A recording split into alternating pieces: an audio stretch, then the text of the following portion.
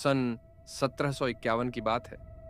भारत के एक छोटे से पहाड़ी गांव में एक प्राचीन मंदिर था जिसे लोग काल मंदिर कहते थे। यह मंदिर हरियाली और पहाड़ों से घिरा हुआ था, लेकिन वहां जाने की हिम्मत कोई नहीं करता था। लोगों का मानना था कि उस मंदिर में कोई प्राचीन शाप बसा हुआ है। गांव में एक साहसी युवक विक्रम था जो इन कहानियों पर विश्वास नहीं करता था। एक रात पूर्णिमा के चांद के साथ उसने ठान लिया कि वह उस मंदिर का रहस्य जानकर ही रहेगा। गांव वालों ने उसे रोका, पर उसने किसी की न सुनी और अकेले ही उस मंदिर की ओर निकल पड़ा। जैसे ही विक्रम मंदिर के करीब पहुंचा, उसे चारों ओर घना कुहासा और अजीब सी ठंड महसूस हुई।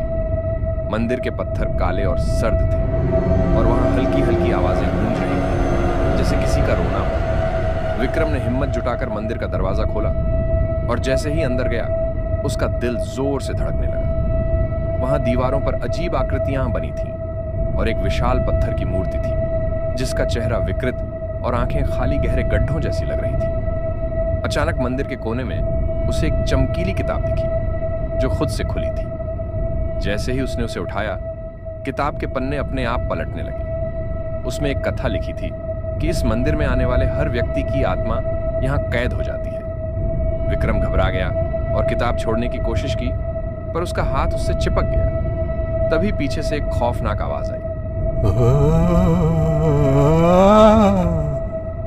तुमने मेरी नींद को भंग किया है, अब तुम भी इस मंदिर का हिस्सा बन जाओगे। विक्रम ने मुड़कर देखा तो एक धुंधला सा चेहरा उसकी ओर बढ़ रहा था, जिसके हाथों में काली चूड़ियां थीं और आंखों में गहरा क्रोध था।